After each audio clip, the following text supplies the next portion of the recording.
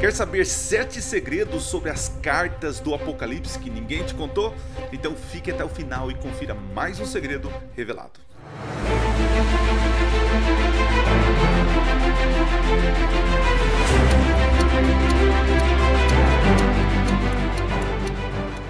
Olá, seja bem-vindo a mais um vídeo do canal Minuto Profético. Hoje nós vamos começar uma série. É muito importante que você fique até o final para conferir os 7 segredos para você entender melhor os próximos vídeos que nós vamos lançar aqui sobre as 7 cartas do Apocalipse. Então aproveita o momento, já se inscreve no canal, liga o sininho, ativa o sininho aí e também segue a gente lá nas outras redes, né? No Instagram, no Twitter, TikTok, tem tantos outros lá no @Cicílio7. E quero agradecer aqui também mais uma vez o Pablo, né? O Pablo é um jovem aí que tem dedicado os seus dons e talentos para a obra do Senhor e fazendo o que?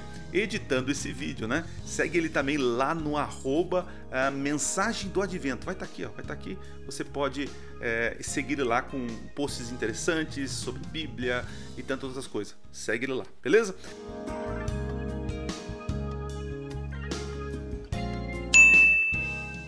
Bom, vamos lá então para o que interessa. Nós vamos falar sobre 7 segredos que as cartas do Apocalipse elas revelam ou precisam ser compreendidos para a gente entender então a profecia, beleza?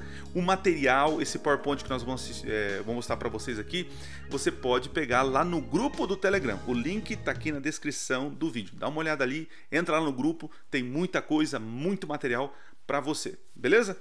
Bora lá então rapidinho. Vou colocar aqui a tela, olha eu aqui, a canetinha. Vamos entender então rapidinho segredos importantes que você precisa compreender para entender as 7 cartas do Apocalipse, ok? Bora lá. Primeiro então, por que essas igrejas, né? Existem muitas outras igrejas, mas por que Jesus apenas escolheu essas 7, né? Você pode olhar aqui no mapa, tá aqui as igrejas, ó, e haviam outras igrejas ao redor. E por que Jesus então escolheu essas, né? É claro que é difícil saber na totalidade do porquê Jesus escolheu essas, né? Mas existem algumas razões, dentre elas porque elas ficavam próximas e era possível ser entregue a mensagem de uma maneira mais rápida, né? Como não tinha internet na época, não tinha WhatsApp, não tinha como mandar essas mensagens, né? E-mails, então precisaria de um mensageiro, um correio, né? Um carteiro, pode dizer assim. Então essa rota era facilmente percorrida para poder ser entregue aí estas cartas. Ok? Vamos ver algumas pessoalidades, alguns segredos, né, de cada carta e também o que elas representam para o nosso tempo, beleza? Muito bem. Então, como interpretar? Primeiro ponto que você tem que entender é o seguinte: são igrejas reais que existiram, tá? Literais. Portanto, devemos considerar suas particularidades e as recomendações de Jesus para aquele momento. É importante. Você, quando olha ali, você vai ver que Jesus está falando de um problema real, de uma igreja real, de pessoas reais, e que eram problemas que foram vividos naquele tempo. Tá? Então esse é o primeiro aspecto que você tem que entender. Olha só. Jesus dita o conteúdo das cartas e pede para João enviá-las. Sendo assim, há uma aplicação pastoral se faz necessária. Assim, igualmente encontrado em outras cartas para as outras igrejas no Novo Testamento. Você vai perceber, são problemas que estavam no presente. Eu separei aqui alguns exemplos. Ó. Jesus diz o seguinte para a igreja de Éfeso: que abandonaste o teu primeiro amor. Está falando no presente, né? Ele conhece o que está acontecendo ali naquela igreja. Depois temos outro exemplo: tens aí os que sustentam, né? Então, mais uma vez, uma característica do presente. A revelação do Apocalipse e das cartas era para as pessoas, primariamente, para as pessoas do primeiro século. Tá? Isso aqui é indiscutível, isso é real. Outro exemplo, toleraste essa mulher Jezabel, é o nome citado ali nas cartas, né? Na carta de Tiatira, de uma mulher real, que estava fazendo coisas erradas ali, e logo vamos falar um pouquinho mais sobre esta carta, tá bom? Mas você tem que entender isso, é uma coisa presente. Jesus conhece o que está acontecendo ali no primeiro século com aquelas igrejas, uma realidade presente. E mais um exemplo para você aqui, ó. guardaste, não negaste, né? Falando sobre Filadélfia. Então perceba essa questão pastoral, Jesus olhando os problemas da igreja naquele momento, para aquela situação. Isso é importante, tá? Então, isso você precisa considerar. Igrejas reais, né? Situações reais, pessoas reais, e também conselhos para o presente momento, ok? Vamos seguir então, rapidinho? Hoje eu estou bem acelerado aqui para o vídeo não ficar longo, né? Não quero fique longo. Vamos lá. Até mais um aqui, ó. Pois dizes, né, para a igreja de Laodiceia, eu estava esquecendo aqui, ó. Estou rico e abastado, tá? Mais um item aí falando um problema real, ok? Real e presente. Muito bem, agora sim, vamos avançar. As mensagens das 7 cartas são para qualquer um. Olha que interessante, indiferente do tempo e do espaço. Apesar de ser um problema real e presente do primeiro século, as mensagens também elas transcendem o espaço, né, a geografia e o tempo. Né? E você vai encontrar isso muito claro nas cartas, essa frase: quem tem ouvidos, ouça o que o Espírito diz às 7 igrejas. Esse ouça, né, o ouvir, não é ouvir para quem tem ouvidos literais, né? É ouvir de obediência, né? Eu sempre escutava meu pai falando assim: moleque, ouve o que o seu pai está dizendo, né? Então, ou seja, obedece. E é interessante que o Espírito Santo ele está em todas as cartas, né? O Espírito diz, mais uma vez a promessa de Jesus se cumprindo, né? Que Jesus, quando fosse ao Pai, ele não ia deixar a igreja órfã, ele mandaria o Espírito que guiaria em toda a verdade. Olha que bonito. E nas cartas do Apocalipse você vê essa questão presente aí, né? O Espírito dizendo que a quem tem ouvidos, ouça. Outra palavra muito comum também nas cartas é ao vencedor. Então todos aqueles que ouvirem a voz do Espírito e vencerem, né, em Cristo Jesus terão recompensas. E quando a gente fala vencedor aqui, a gente acha que esse vencedor do Apocalipse é o vencedor pelos méritos próprios, né? Eles foram de alguma forma fiéis, eles garantiram com a sua fidelidade a vida eterna e são vencedores. Não é isso. O vencedor no Apocalipse é aquele que se deixa ser vencido por Cristo, que se rende a Cristo. E quem se rende a Cristo, ouve a voz do Espírito, se rende a Cristo e se torna um vencedor pelo sangue do Cordeiro. Ok? Então olha que bonito. A mensagem das 7 cartas, elas são aplicadas a todas as pessoas, em qualquer tempo. E pode ser aplicada para você. Então você precisa assistir a nossa série, porque eu vou trazer muitas curiosidades de cada carta, né? Coisas que você nunca ouviu, né? Eu não vou ficar só no beabá aqui, vou tentar ser um pouco mais profundo do que o comum. Beleza? Bom, seguindo aqui, gente, olha só. Essas igrejas reúnem características que os cristãos passariam a ter ao longo da história do cristianismo, dando a elas uma interpretação histórica. O que isso quer dizer?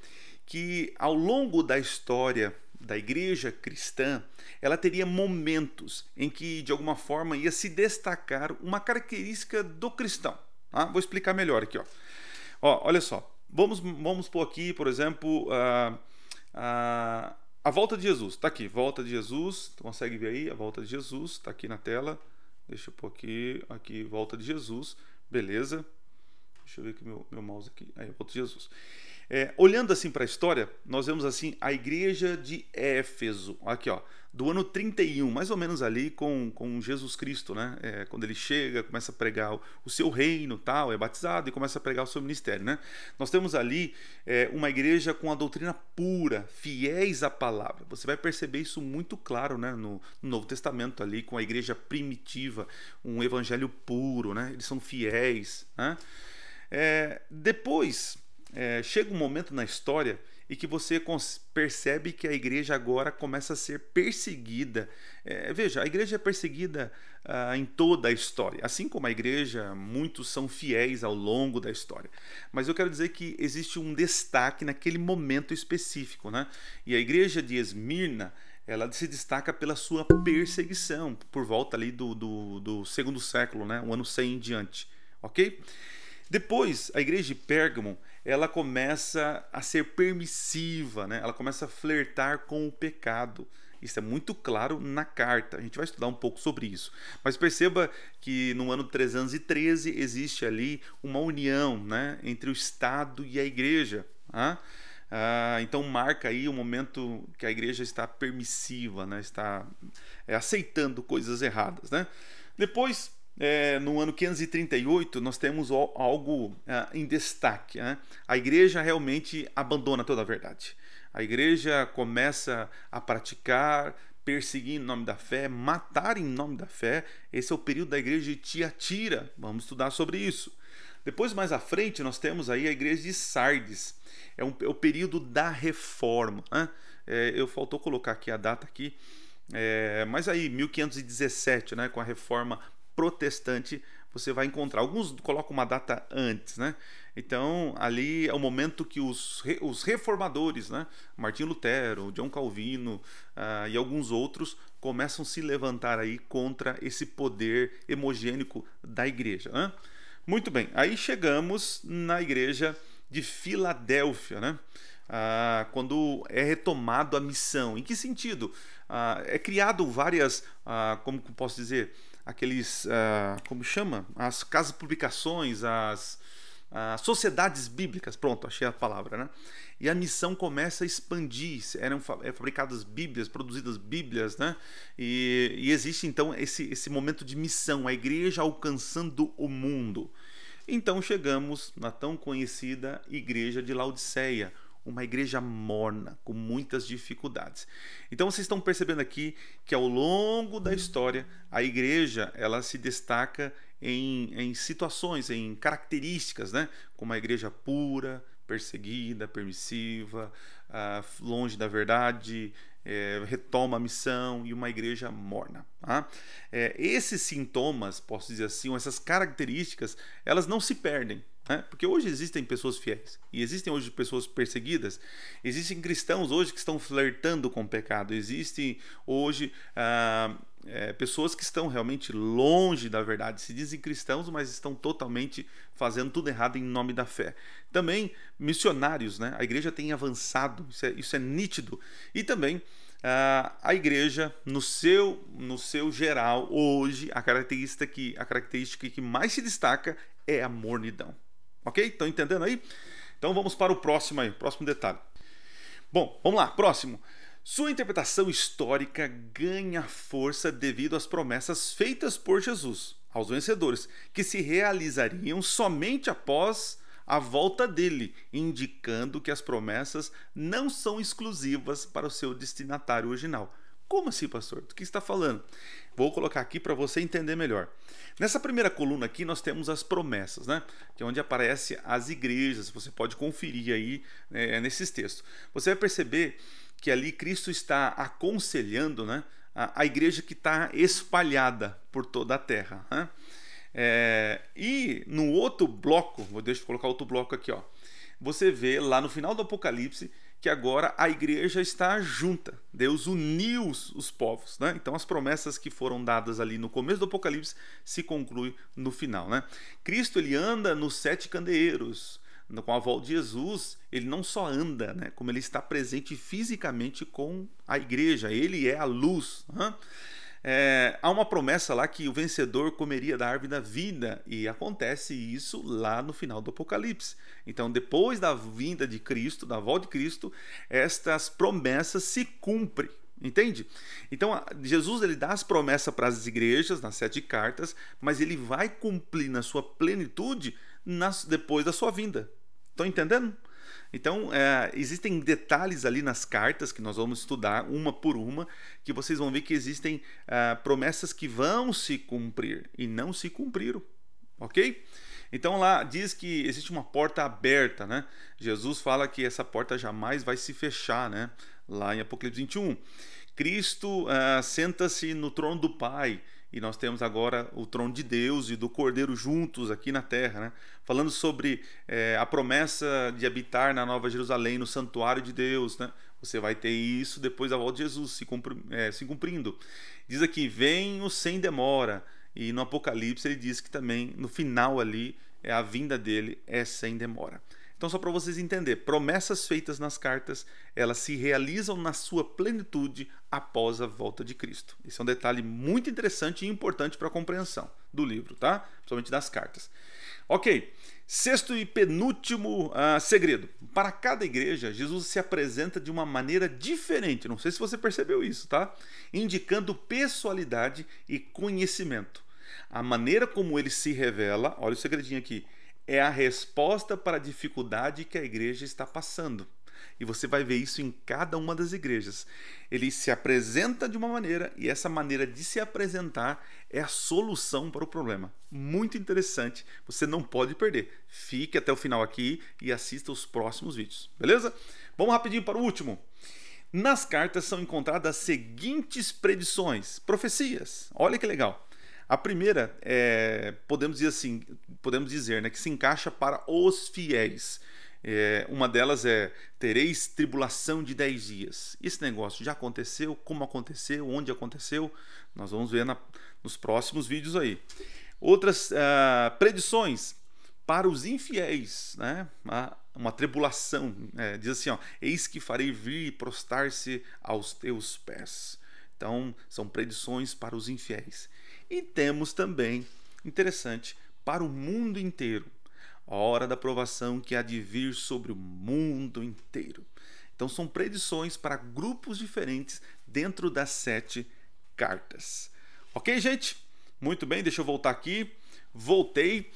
Então, gente, tem muita coisa para a gente aprender, muita coisa, muitos segredos e detalhes que eu quero trazer para você. Quero fazer algo diferente, né? Não quero trazer aquilo que você sempre vê por aí nos vídeos e nos livros. Vou trazer alguns detalhes que farão diferença na hora de você compreender as 7 cartas do Apocalipse. Se você ficou até o final, eu agradeço você, porque eu vejo que você tem um carinho especial e gostou do material. Se gostou, dá um joinha, né? Se inscreve no canal, compartilha esse vídeo, segue a gente nas outras redes sociais e assista aí, ó, os nossos últimos vídeos, beleza? Então nos vemos na próxima semana, né, se Deus assim permitir. E não se esqueça, Minuto Profético, nunca foi tão fácil estudar profecias. Valeu, gente, até mais, fui! Vamos encerrar um negócio aqui.